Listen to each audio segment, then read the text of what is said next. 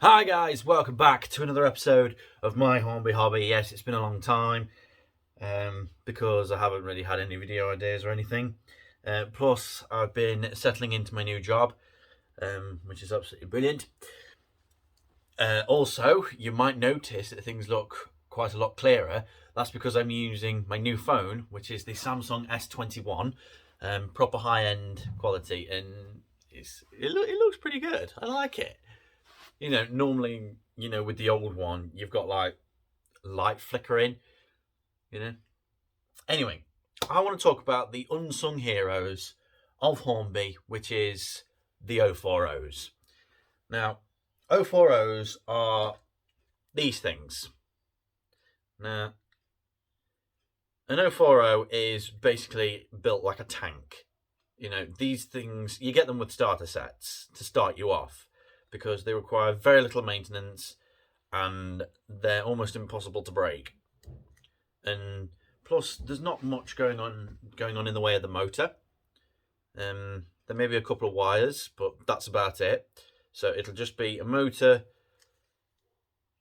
and the worm drive goes onto that gear there, which is on usually the front driving wheels.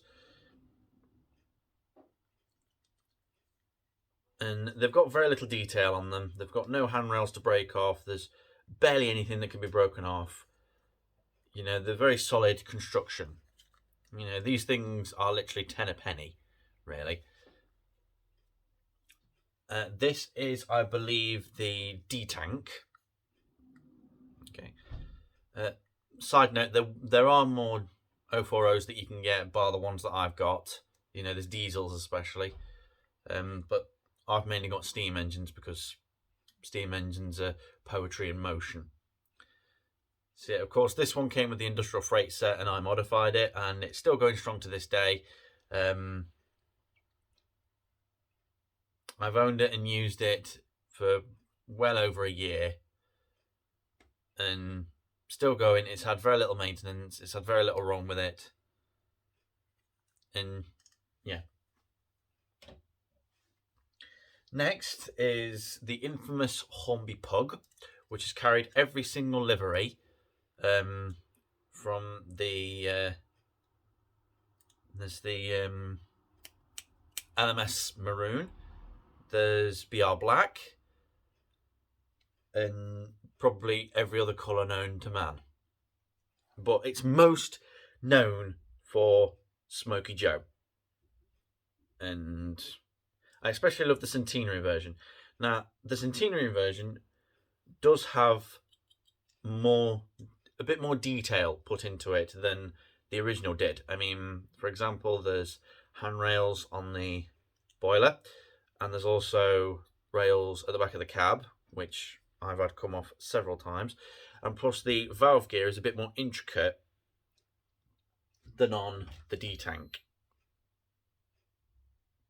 Okay.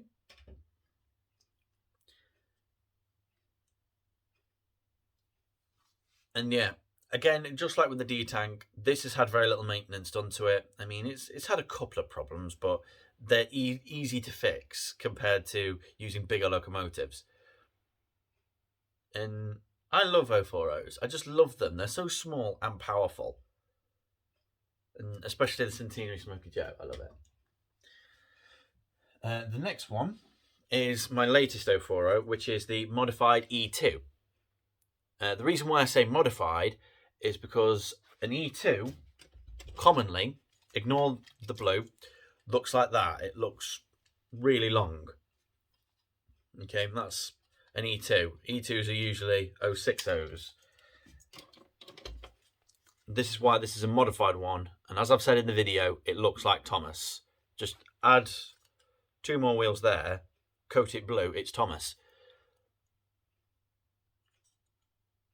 But yeah, look at it from any angle, you can't help but think of Thomas the Tank Engine.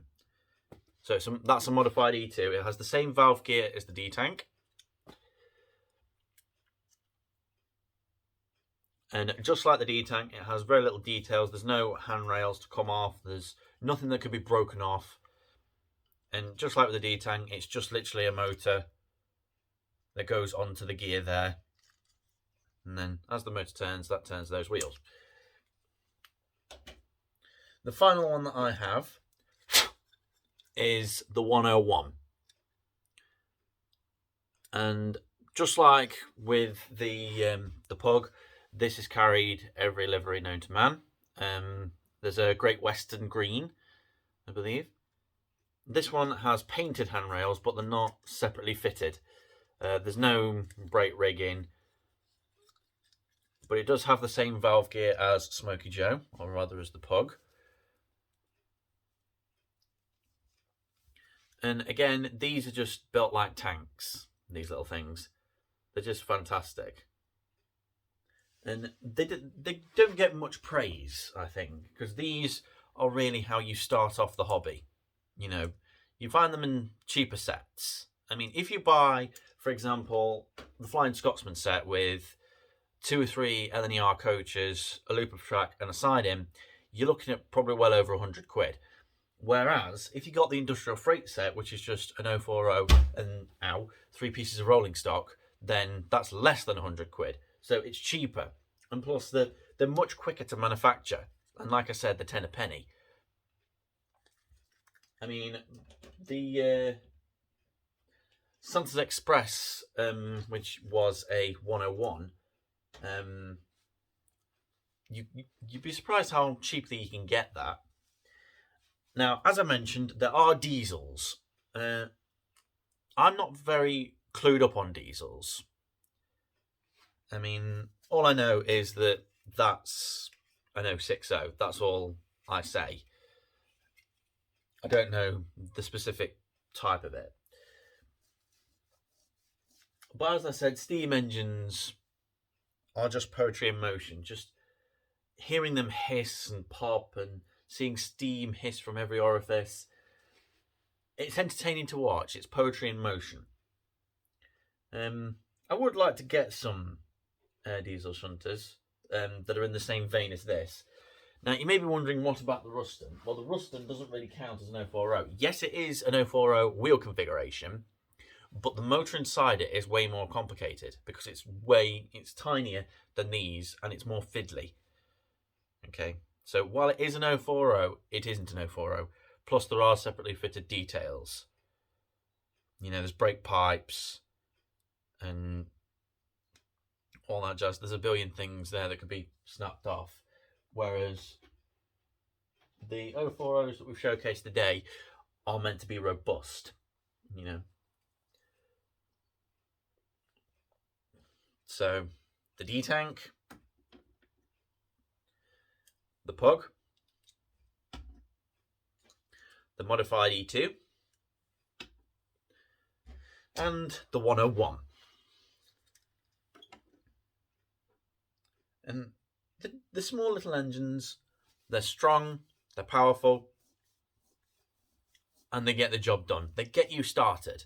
I mean, as I've said before, this one is the one that kick-started my Hornby hobby, essentially. Without this locomotive and without this set, this wouldn't be here. And this channel wouldn't be here.